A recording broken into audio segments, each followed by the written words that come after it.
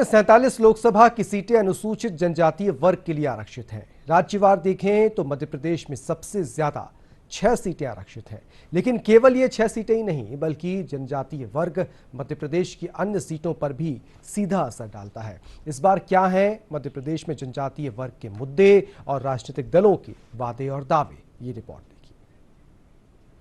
देश की सबसे ज्यादा आदिवासी आबादी मध्य प्रदेश में निवास करती है। ऐसे में आदिवासी वोट बैंक पर राजनीतिक दलों का फोकस होना स्वाभाविक है।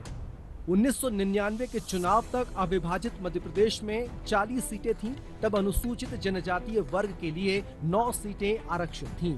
लेकिन छत्तीसगढ़ अलग राज्य बनने के बाद जब 2004 के चुनाव हुए, तब तो 5 सीटें जनजातीय वर्ग के लिए आरक्षित हुई। लेकिन उसके बाद 2009 के चुनाव से जनजातीय वर्ग की आरक्षित सीटों की संख्या 6 हो गई। मध्य प्रदेश में अनुसूचित जनजातीय वर्ग के लिए शहडोल, मंडला, बैतूल, रतलाम, धार और खरगोन लोकसभा सीटें आरक्षित हैं।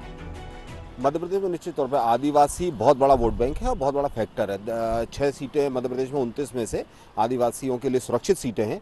और अगर हम बात करें तो मध्य प्रदेश की लगभग 21% आबादी, मतलब 1.5 करोड़ मतदाता, लगभग ये जो 1.5 करोड़ मतदाता हैं, ये पूरे प्रदेश में इसका डेटा फैला हुआ है। ये बहुत बड़ा रोल प्ले करता है और चुनाव के परिणामों की दिशा मध्य प्रदेश में तय करने में बहुत बड़ी भूमिका है आदिवासियों की। मध्य प्रदेश की 6 जनजातीय वर्ग के लिए आरक्षित सीटों के पिछले चुनावों के परिणामों पर नजर डालें तो शहडोल सीट पर 1996 से लेकर 2004 तक के चुनावों में भाजपा जीती।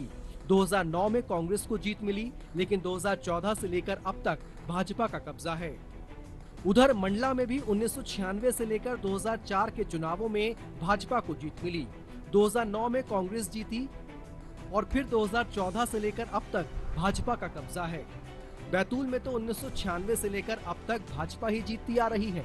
रतलाम सीट पर 1980 से 2009 के चुनाव तक कांग्रेस लगातार जीत रही है। 2014 में भाजपा के दिलीप सिंह भूरिया चुनाव जीते, लेकिन सांसद रहते दिलीप सिंह भूरिया का निधन होने के बाद 2015 में उपचुनाव हुए, जिसमें कांग्रेस ने फिर रतलाम सीट पर कब्जा कर लिया।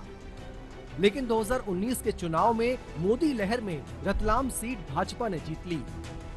धार में 1996 में तो बीजेपी जीती, लेकिन 1998 और 99 के चुनाव में कांग्रेस को जीत हासिल हुई। 2004 में फिर से सीट बीजेपी के पास चली गई, तो 2009 में कांग्रेस ने फिर यहां से जीत हासिल कर ली। हालांकि 2014 से लेकर अब तक यहां भाजपा काबिज है। उधर खरगोन में 1989 से लेकर 1998 तक तो बीजेपी चुनाव जीती, लेकिन 1999 के चुनाव में कांग्रेस को जीत मिली। 2004 में भाजपा के कृष्ण मुरारी मोघे चुनाव तो जीते, लेकिन बाद में लाभ के पद के मुद्दे पर उन्हें सांसद के रूप में अयोग्य घोषित कर दिया गया। 3 साल बाद 2007 में उपचुनाव हुए, जिनमें भाजपा को कांग्रेस के हाथों हार झेलनी पड़ी। इसके 2 साल बाद 2009 में लोकसभा चुनाव हुए, जिसमें कांग्रेस को जीत मिली। फिर भाजपा ने लगातार अगले 2 आम चुनाव साल 2014 और 2019 में जीत हासिल की। चाहे जनजातीय आयोग को संवैधानिक दर्जे का विषय हो, जनजातीय क्षेत्र की शिक्षा, स्वास्थ्य के विषयों, सिकल सेल एनीमिया के विषय हो, पैसाइड के प्रावधान हो, उनकी शिक्षा और शिक्षा के विषय हो, जनजातीय संस्कृति की बात हो, नायक नायिकाओं मान सम्मान प्रतिमान की बात हो, भगवान बिरसा मुंडा जी के नाम पर अब तो जनजातीय गौरव दिवस है। तो ऐसी ढेर सारे विशेष और विशिष्ट कार्य हैं जो भारतीय जनता पार्टी की सरकार ने जनजातीय वर्ग के उत्थान के लिए किए। तो राष्ट्रपिता महात्मा गांधी के पच्चनों पर चलने वाली, उनके विचारों पर चलने वाली कांग्रेस इसको आदिवासी भाई बहन अपनी मात्र संस्था के रूप में देखते हैं। कोशिश जरूर की भाजपा ने 1-2 बार बरगलाने की, लेकिन अब उनकी समझ में आ चुका है कि अगर इनको हम सत्ता में लाएंगे तो हमारे युवाओं को घसीट कर रोड पर मार डालेंगे, हमारी बहन बेटियों को 10 फुट गहरे गड्ढे में गाड़ देंगे, और जब गाड़ने वाला पता चलेगा तो भाजपा का कार्यकर्ता ही निकलेगा। मध्य प्रदेश की इन 6 आदिवासी सीटों पर इस बार भी मुकाबला टक्कर का नजर आ रहा है। मंडला से इस बार भाजपा ने फिर मोदी सरकार में मंत्री और बड़ा आदिवासी चेहरा फग्गन सिंह कुलस्ते को मैदान में उतारा है, तो वहीं कांग्रेस से कमलनाथ सरकार में मंत्री रहे ओंकार सिंह मरकाम मैदान में हैं। धार से भाजपा ने वर्तमान सांसद छतर सिंह दरबार का टिकट काटकर 2014 में चुनाव जीतने वाली सावित्री ठाकुर को फिर उम्मीदवार बनाया है, तो वहीं कांग्रेस ने इस बार यहां युवा चेहरा राधेश्याम मोबाइल को मैदान में उतारा है। खरगोन में भी कांग्रेस ने युवा आदिवासी चेहरा पोरलाल खरते पर दांव लगाया, तो वहीं भाजपा ने सिटिंग एमपी गजेंद्र पटेल को एक बार फिर मैदान में उतारा है। बैतूल से कांग्रेस और भाजपा ने अपने पिछले चुनाव के चेहरों पर ही दोबारा भरोसा जताया है। यहाँ पिछला चुनाव हार चुके आदिवासी कांग्रेस के प्रदेश अध्यक्ष रामू टेकाम और दुर्गादास उइके के बीच फिर मुकाबला है।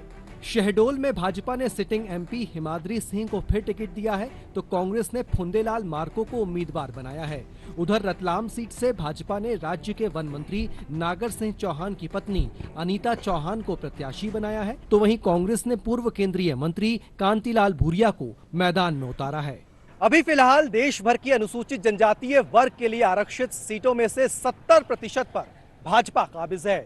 मध्य प्रदेश की 6 अनुसूचित जनजातीय वर्ग के लिए आरक्षित सीटों पर भी भारतीय जनता पार्टी का कब्जा है।